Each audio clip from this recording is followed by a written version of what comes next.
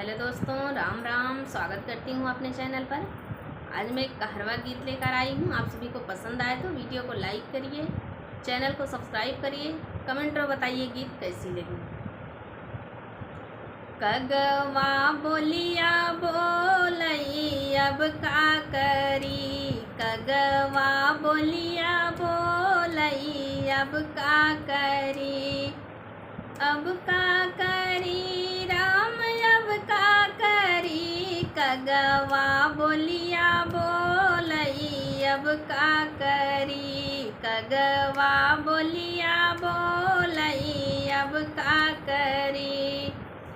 जब मैं भैली 5 बरिस के, जब मैं भैली 5 बरिस के, बाबा कैले बियाहवा अब का करी, बाबा कैले बियाहवा अब का करी।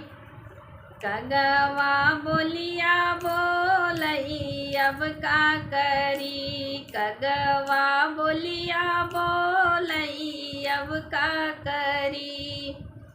जब मैं भैली 8 बरिस के, जब मैं भैली 8 बरिस के, पिया मांगई गवनवा अब का करी, पिया मांगई गवनवा अब का करी, पिया मांगई गवनवा अब का करी। कगवा बोलिया बोलई अब का करी, कगवा बोलिया बोलई अब का करी। जब मैं भैली 12 बरिस के, जब मैं भैली 12 बरिस के, बाबा दिहले गवनवा अब का करी, बाबा दिहले गवनवा अब का करी। कगवा बोलिया बोलई अब का करी, कगवा बोलिया बोलई अब का करी। कगवा बोलिया बोलई अब का करी। जब मैं भैली 16 बरिस के, जब मैं भैली 16 बरिस के, पिया गईले विदेशवा अब का करी, पिया गईले विदेशवा अब का करी। पिया गईले विदेशवा अब का करी। कगवा बोलिया बोलई अब का करी, कगवा बोलिया बोलई अब का करी।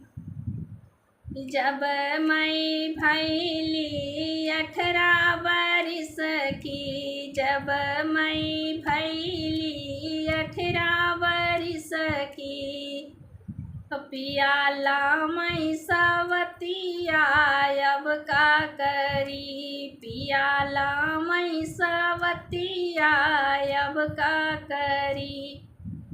कगवा बोलिया बोलई अब का करी, कगवा बोलिया बोलई अब का करी।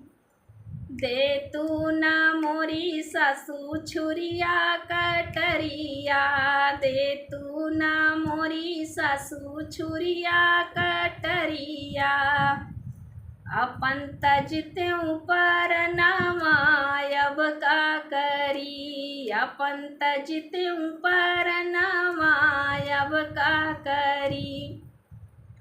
कगवा बोलिया बोलई अब का करी, कगवा बोलिया बोलई अब का करी। काहे कदेई बहु छुरिया कटरिया,